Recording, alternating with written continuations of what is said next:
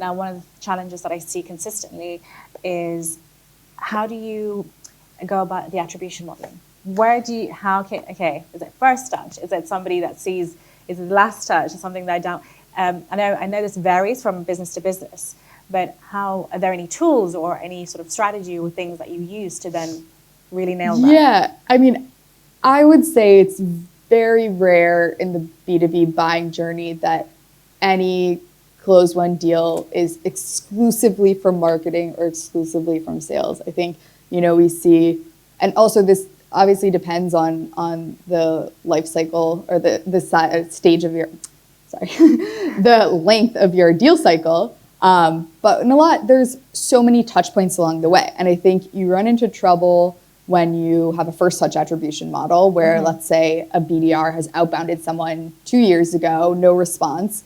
And then 2 years later, they joined a webinar, they download an ebook, they book a demo, but that person is still attributed to the BDR. And I think when you're trying to create a revenue marketing strategy, the best way to not incentivize sales and marketing to work together is by having a first touch or even last touch attribution model, because then you're in this instance where BDRs and marketing are fighting for attribution of deals. So I think for me, a multi-touch attribution model is definitely the best one, because it reflects also the work that both teams or all teams have put towards driving that revenue.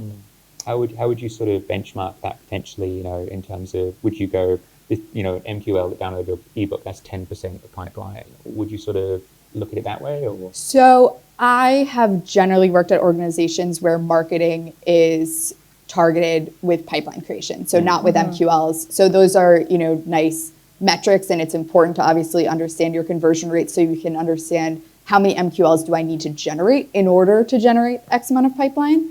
But I think looking at, pipeline as a marketing target rather than any of these other sort of metrics is really how you can actually attribute that way. And the other point that you said that was really interesting is, with Uber having so many different products, and generating those MQLs, sometimes as a marketer, we don't really go through every single one. We're just like, great, that has to be a valid sort of MQL and that's it, our job's done. And then turns out they're interested maybe in your B2C product, not your B2B. So how would you tackle situations like that? Is it very much, and this goes to both of you, do you still count that as an MQL? As we've generated that's our job done. If it's B2C, it's still a lead. Or how would you tackle something like that?